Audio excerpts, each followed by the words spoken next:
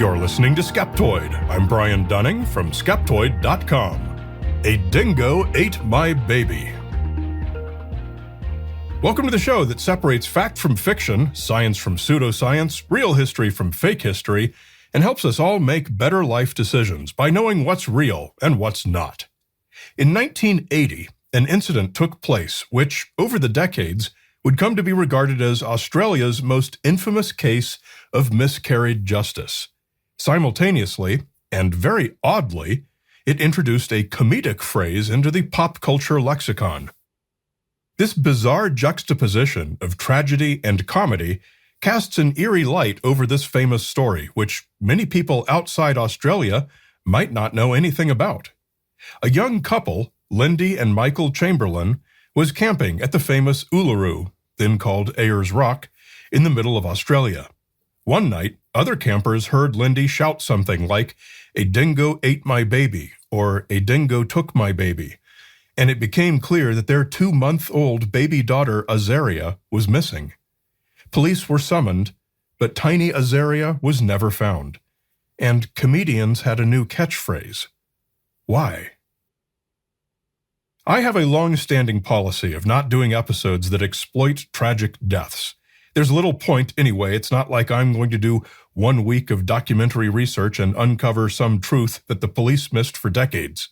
It's not like I'm Michelle McNamara or anything.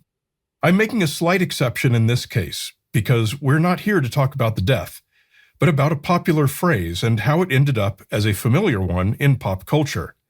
But more than that, the phrase comes from the alleged horrified cry of a mother who had just witnessed the unthinkable. And pop culture has turned it into a joke for decades, it having even appeared on Seinfeld, The Simpsons, The Rugrats, and Buffy the Vampire Slayer. If true, that's an injustice that we have the opportunity to clear up today. Uluru, formerly known as Ayers Rock, the name given to it by the first white Australians who came across it, is probably the single largest thing you will ever see. The giant single piece of red sandstone rises 350 meters, and to walk just once around its base, you would travel as far as a 10K foot race. It has to be seen from up close to truly appreciate its immenseness. It is a sacred place to the local indigenous Australians, the Anangu, who have decorated it with rock art. It has water holes around its base, so it attracts both wildlife and tourists alike.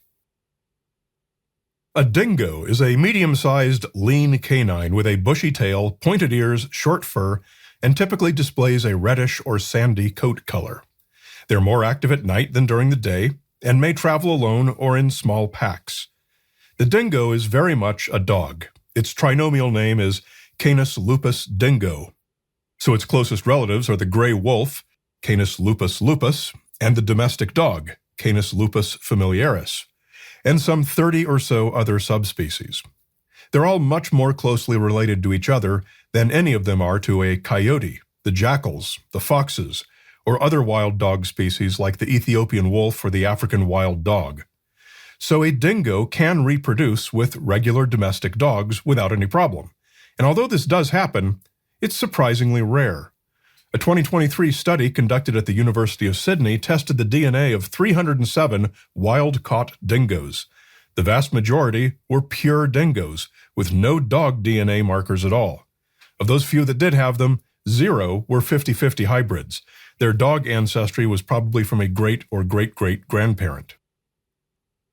The reasons for this are manifold. First, the two species tend to avoid each other. They have different behavioral patterns. Dingoes often travel in very small, tight-knit packs and are aggressive toward dogs that are not a part of their social group. Second, the killing of dingoes is encouraged in most parts of Australia, as they kill sheep and other livestock.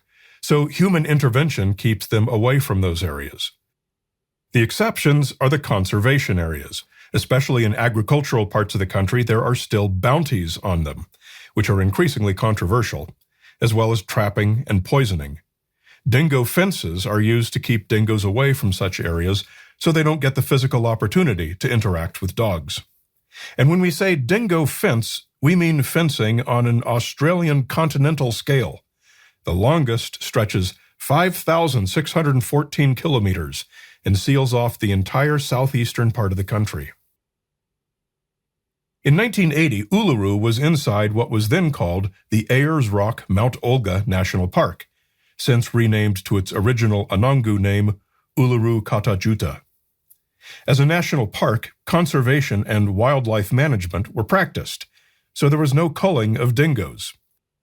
In the wild, they are apex predators who maintain the balance of ecosystems by controlling the populations of smaller animals.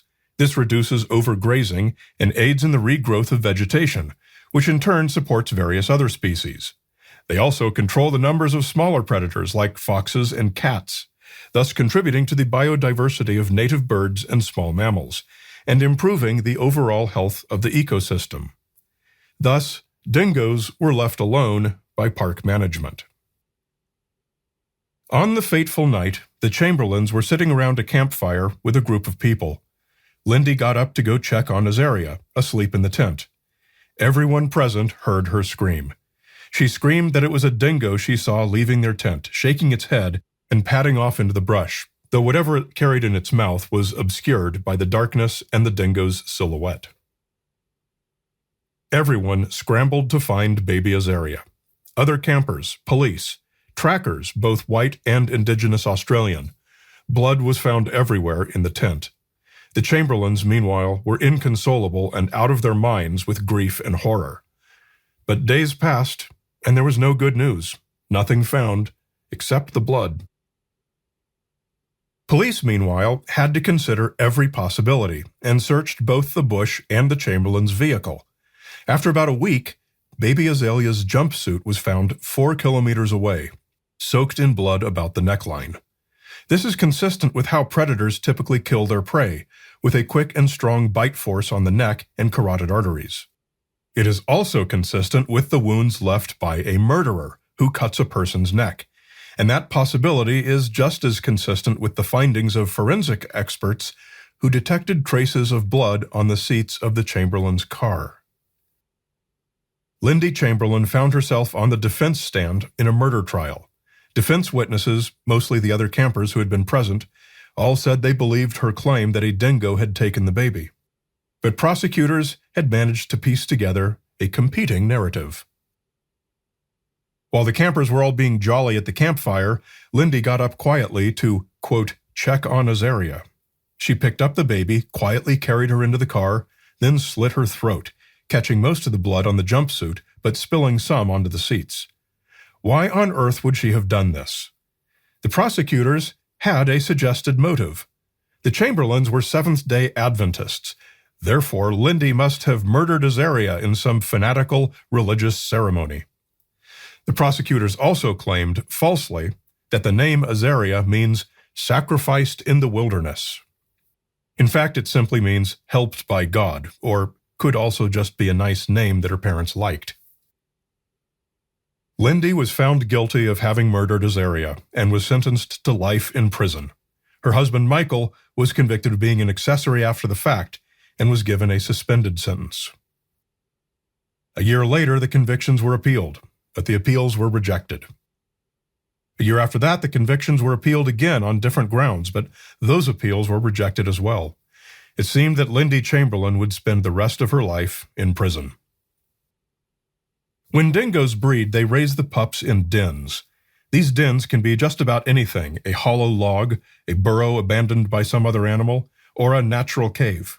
Sometimes they will even dig their own burrows. The rest of the time they live in whatever cover is available, whether it's dense brush, a thicket, a pile of rocks, anywhere they can find a bit of shelter. Those who live in small packs often have these little lairs grouped together. Around Uluru, there are many such places, often near the waterholes. In 1986, British climber David Brett was having a go at a climbing route on a less frequented side of Uluru. Unfortunately, he fell and was killed. Once he was reported missing, it took 8 days for the search parties to find his body, such is the size of Uluru. During that search, police came across something they hadn't expected: an infant's jacket, torn and weathered, found amid numerous dingo lairs. Within only 5 days, Lindy was freed from prison. A new inquest was held, and though it took 2 years, the court overturned both the Chamberlains' convictions. 4 years after that, Lindy was paid $1.3 million in compensation for her wrongful imprisonment. It was reported that the amount didn't even cover their legal bills, and the years of strain drove the Chamberlains to divorce. A month after she'd been sent to prison, Lindy had given birth to another daughter, Kalia, who was taken away and placed with a series of foster parents. Today, the case is considered Australia's most infamous miscarriages of justice. It was also a cautionary tale about the perils of trial by public opinion, as it's been observed that public opinion against the Chamberlains may have influenced their original convictions. So basically, every part of this story is a negative one. A horrible thing happened, and its consequences were all harmful. So why is "a dingo ate my baby" a line for comedians? It seems extraordinarily ghoulish. My proposed answer to that question is a single word: exploitation. Authors and filmmakers pounced on the story. The Chamberlains made a little bit of money from the media, but not nearly as much as they could have. In 1988, a major Hollywood movie was released dramatizing the story, called Evil Angels in Australia and New Zealand, and A Cry in the Dark in the United States and other countries, starring Meryl Streep and Sam Neill as the Chamberlains. And if you're wondering where the comedians got their catchphrase, now you have your answer. Dingo took the baby! God, no, please, God, no. The dingo took my baby! And Bob's your uncle. She actually said the dingo took my baby, but pop culture gets lots of movie quotes wrong. I believe that when the phrase is used in a comedic way, there's no disrespect intended. Most people outside Australia probably have no idea that it comes from a true story, let alone such a tragic one. I'd never seen the film, and personally I had no idea where the quote came from. There are a lot of things everyone agrees probably aren't best to joke about, and this certainly qualifies. It's probably a lesson for all of us, taking that little bit of extra trouble to learn any true backstory there might be when we craft a joke or write a movie or a story. That's why I keep the rule I talked about at the top of the show, not to exploit tragic deaths, especially not for something as silly as this podcast. I hope I avoided doing that today, and hope my purpose in telling the story of the catchphrase was a part of the solution and not a part of the problem.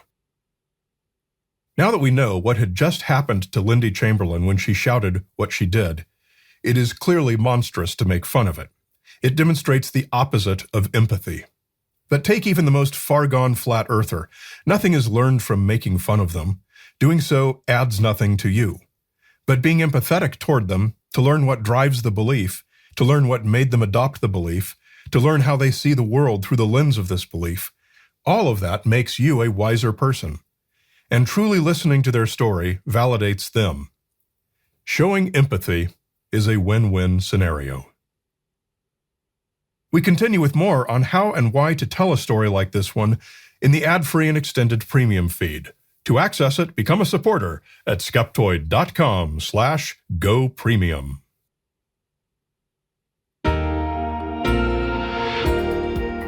A great big Skeptoid shout-out to our premium supporters, including Jeff Latorno, Andy from Torred with a legit passport, the Uranium Hunter, and, of course, an anonymous yet enthusiastic member. I'll be at Skeptoid's Nerd Night every third Tuesday of the month here in Bend, Oregon. And I will, of course, be at the Skeptoid second annual Skeptoid Adventures trip, this time going to the Bermuda Triangle. Visit skeptoid.com/events to know more.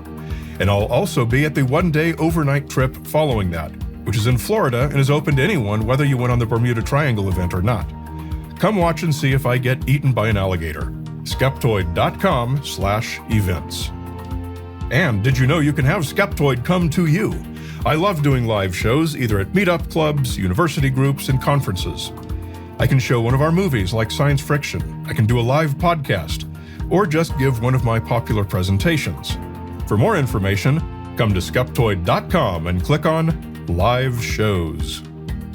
Skeptoid is a production of Skeptoid Media.